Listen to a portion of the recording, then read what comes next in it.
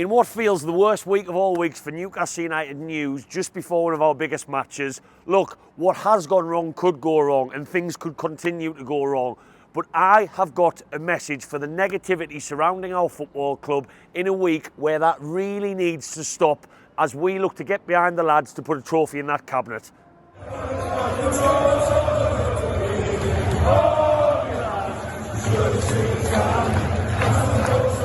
Look, welcome back to Black and White Banter, Newcastle fans. I am outside the church that is St James's Park, but we're not going to be here for a couple of weeks because we've got bigger fish to fry down in a certain capital of England, down in London, as Eddie Howe's Mags look to invade Covent Garden, not Trafalgar Square, and then most importantly this time, compared to last time, invade Wembley Stadium and hopefully bring a beautiful bit of silverware home with us.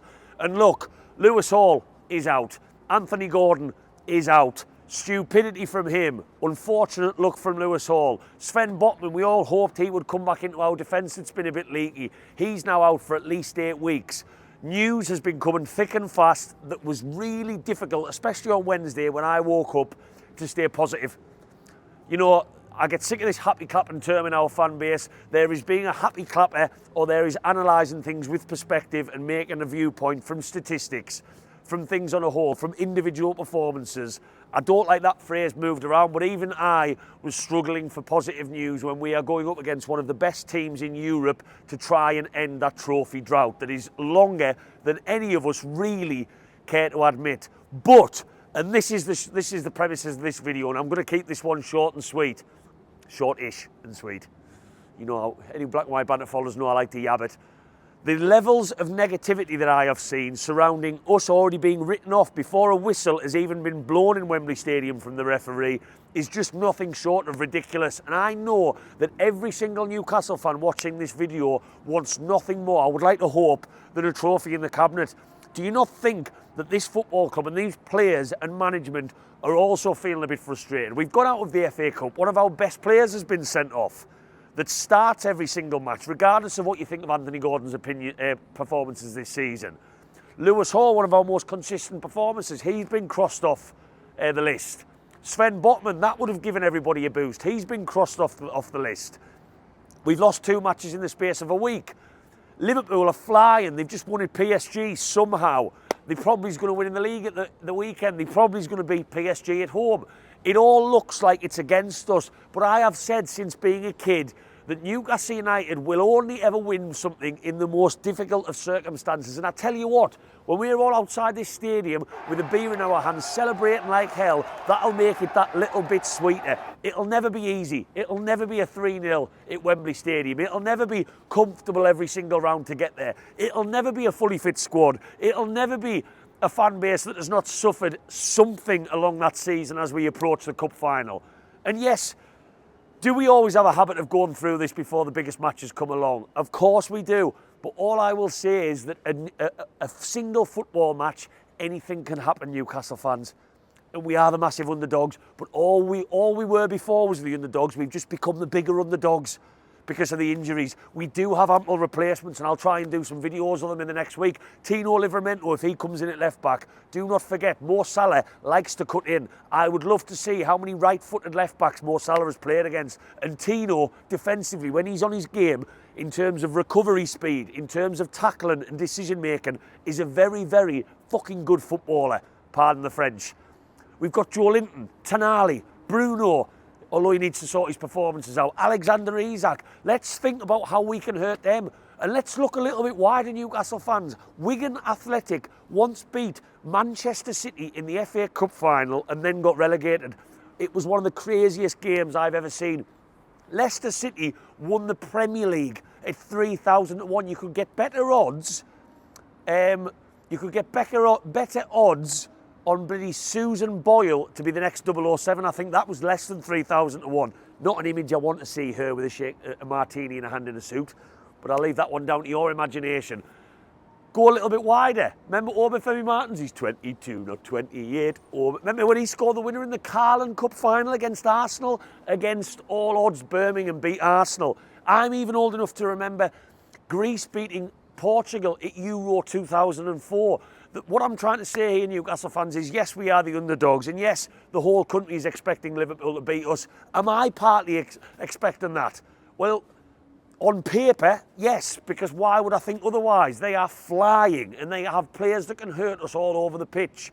But in a football match, anything can happen. And if there's one thing I've learnt about Eddie Howe's Newcastle United, is that when everybody is on song, fans and players, it's a beautiful thing. We do need an early crunching tackle from Dan Burn, where every single person in Wembley gets behind the lads, and that sends every single player just up a notch. That extra 5% that can carry them over the line. Because I tell you one thing, I don't believe that those Scousers in Wembley will outsing us Geordies. I do not believe that for a split second. So we have a role to play. So that's why if you're going down to Wembley, or you're going to the pub, or you're going to the Stack, wherever you're going, for you to go into such a big football match with the logic that, well, Lewis Hall's out, Gordon's out, we may as well not show up, Liverpool are going to beat us, maybe it's next time, eh? What's the point?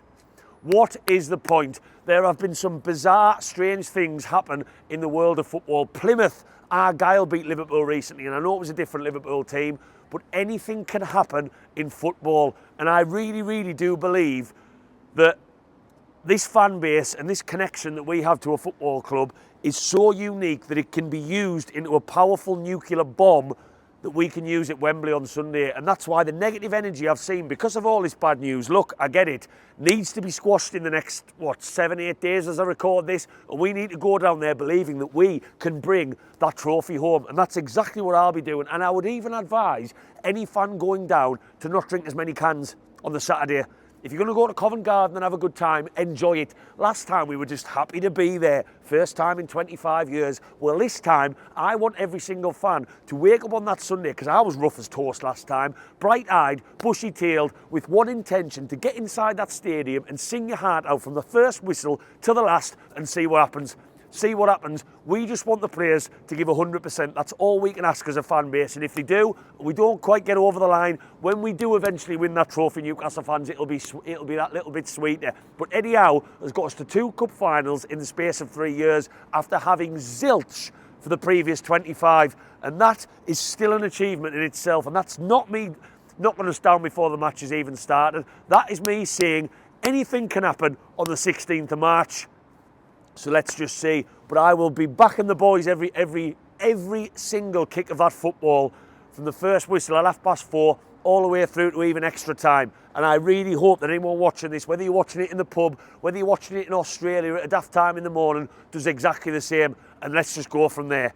Eddie Howe's Mags are at Wembley again.